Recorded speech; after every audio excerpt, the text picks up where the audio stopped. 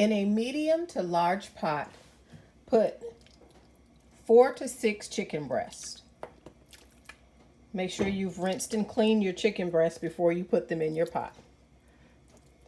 It's okay if you end up with too much chicken breast because you can always save the rest and use it later for something like chicken salad.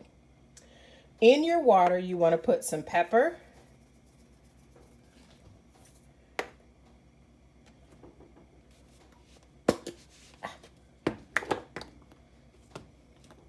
some seasoning salt,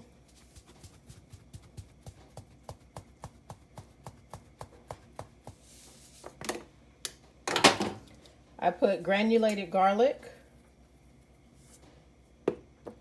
and a little bit of onion powder.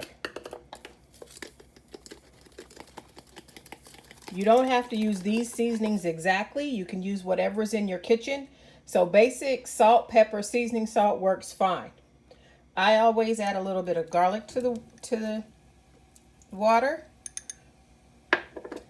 And I chopped my green onion. I'm taking the bottoms for the water here, and I'm using the tops for garnish later. So just throw those in there.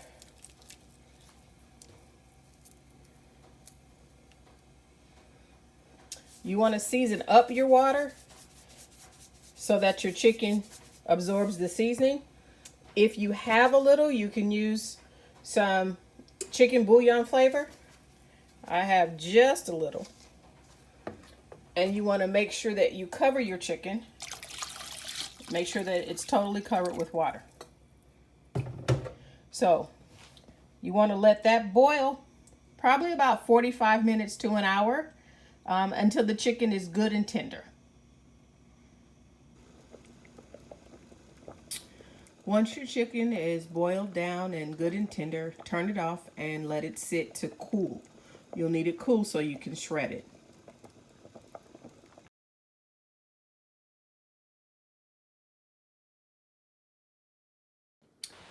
Once your chicken is cooled, you have to shred it to be able to put it into your enchiladas. There are 3 ways to shred chicken. The first is by hand. Shredding chicken by hand can be a little bit tedious, as you have to make sure you break it up into small pieces. But if your chicken is tender, it's not that hard.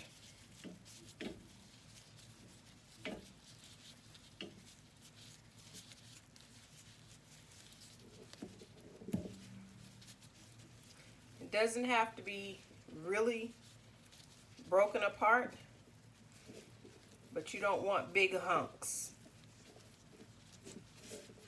Shredding by hand. The next way to shred chicken is shredding it with a fork. Take your fork and just kind of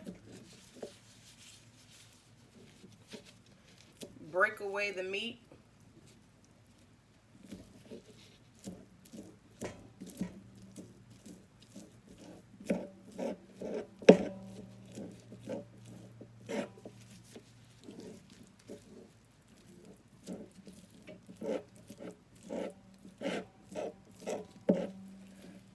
To get it all shredded like so.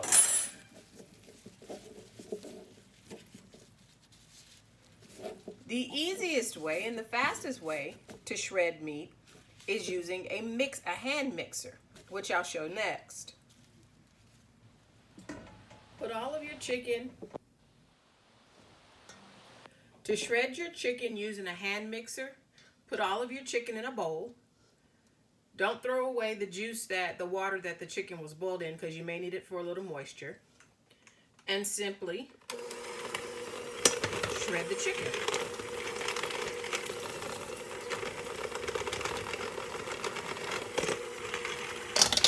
You might need a little bit of pressure to get through all of the pieces,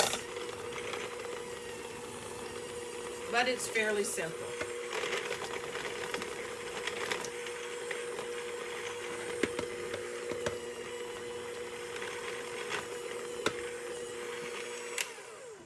If you have any big chunks left, you can just go through and break them up by hand.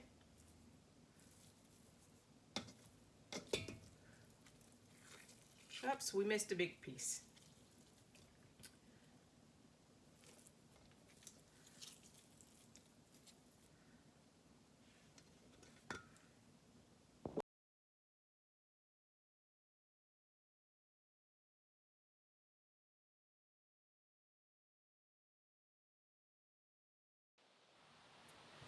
Now that your chicken is all shredded, put enough of it in a bowl to be able to work with easily. You don't want to use it all right away because you might not need to use it all. And like I said earlier, you can use some of it for chicken salad later. Take some of the juice from what your chicken, when you boiled your chicken, and just add it to your small bowl. Doesn't have to be real, doesn't have to be a whole lot, but you want enough to keep it moist. In a small or medium skillet, add just enough cooking oil to cover the bottom of the skillet. You don't want to add too much because you don't want your tortillas to be really greasy.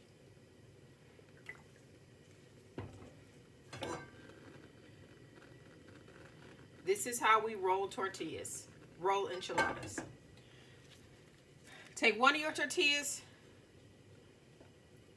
put it in your oil, just enough to warm it up, and make sure that it's flexible. Your fire can be on low, and we lost that one. So we'll try another one. So you want to warm your tortilla up.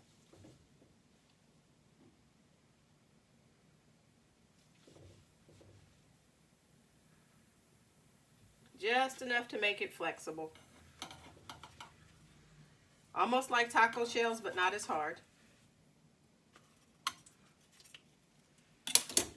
You want to put a little chicken.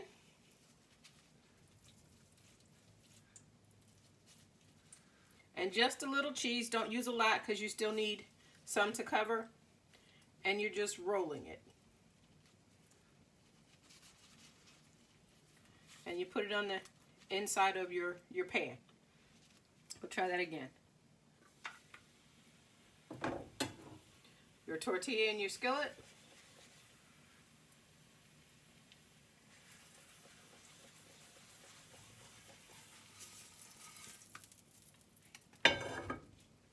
Be careful because the tortilla will be a little warm. A little bit of chicken.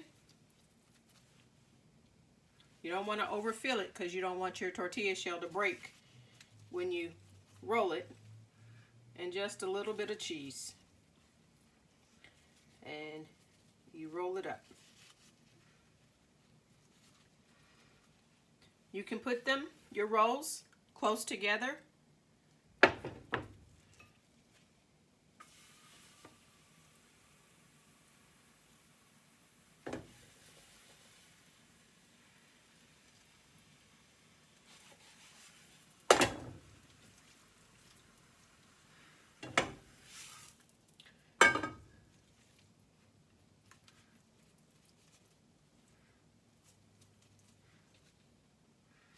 And you add a little bit of cheese.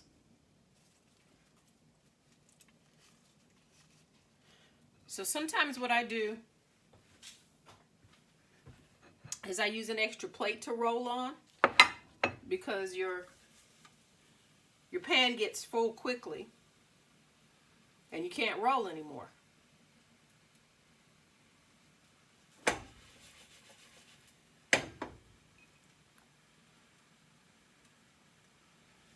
So I'll put it on an extra plate.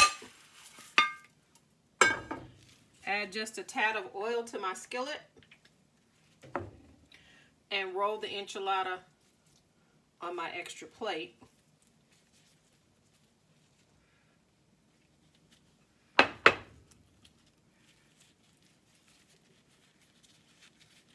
and transfer it to my baking dish.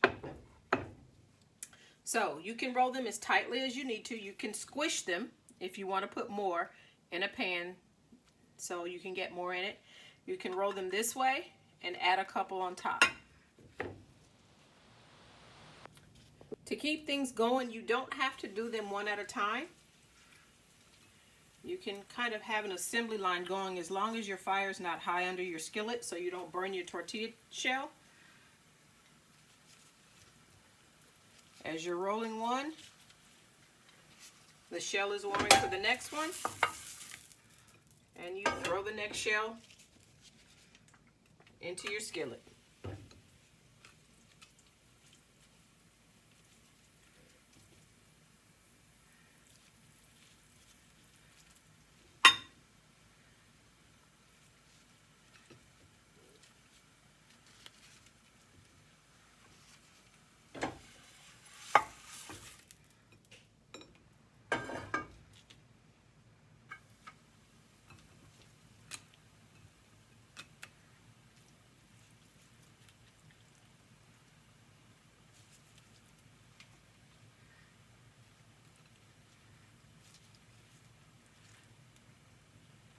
As I said, you can push them in more to get one more in. So my first row is 1, 2, 3, 4, 5, 6, 7, 8.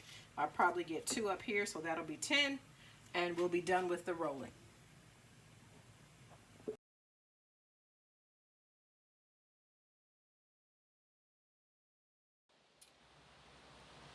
Now it's time to put the sauce on your enchiladas. And I use a mixture, or I mix my sauce with a couple of different ingredients. But before you start to make your sauce, preheat your oven to 325 so it'll be real easy to pop your enchiladas in the oven as soon as they are ready. So I use a combination of canned enchilada sauce. You can use red or green. I normally use red, but they didn't have red at the store. And I use chunky salsa or picante sauce. Because they only had green, I got mild salsa verde, but I may not need it, so I'll put it to the side for now. So mix a good portion of your picante sauce, about half the bottle, with about half a can of your enchilada sauce, or a little bit more, and mix it up real good.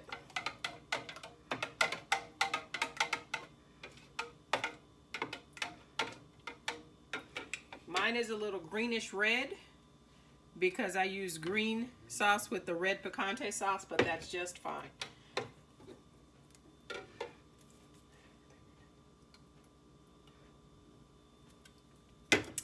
So, now that you've mixed your enchilada sauce, just carefully pour it over your enchiladas so that everything is covered well. It'll probably splash, so you want to keep your container close to your enchiladas. And you want to make sure you get all the corners and crevices.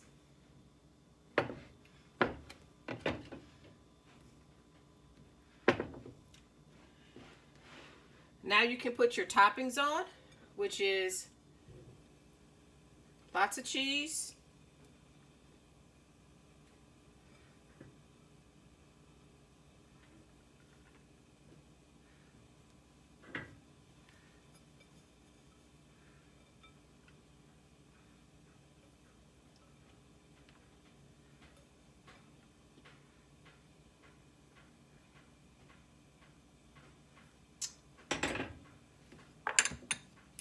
your roasted green peppers,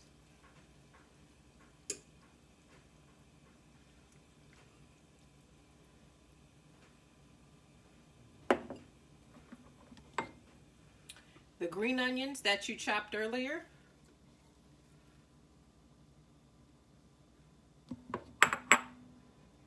and if you like, a few black olives.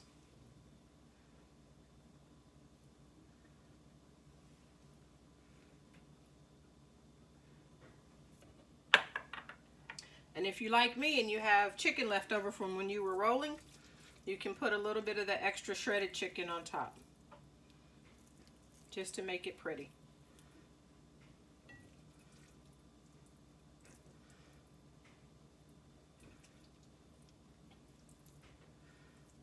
So all of this is to your liking and depending on how much you want to add.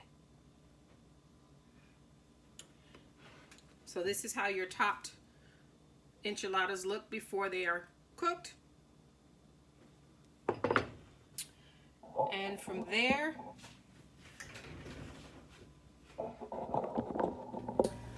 once your enchiladas are rolled and topped, put them in the preheated oven at 325 for about 30 minutes.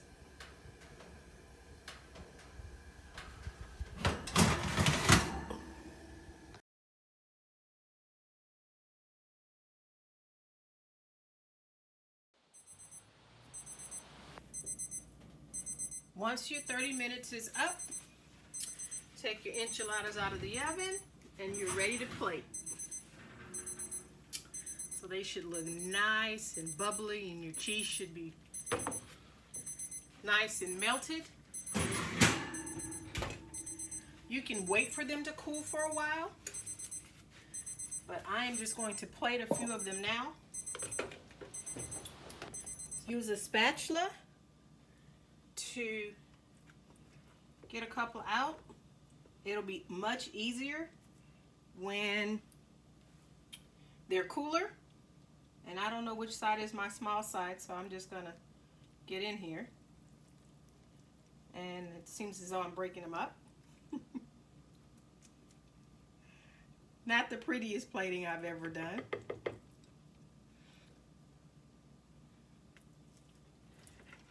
There we go, I think that's better. Maybe. So be careful not to put too much enchilada sauce or you'll lose the continuity of your enchiladas. But as you see, it's nice and gooey and cheesy. You can add the condiments of your choice. I'm going to add a little dollop of sour cream. Seems the phone keeps ringing while I'm trying to do this last little plating, but I'm adding a little avocado.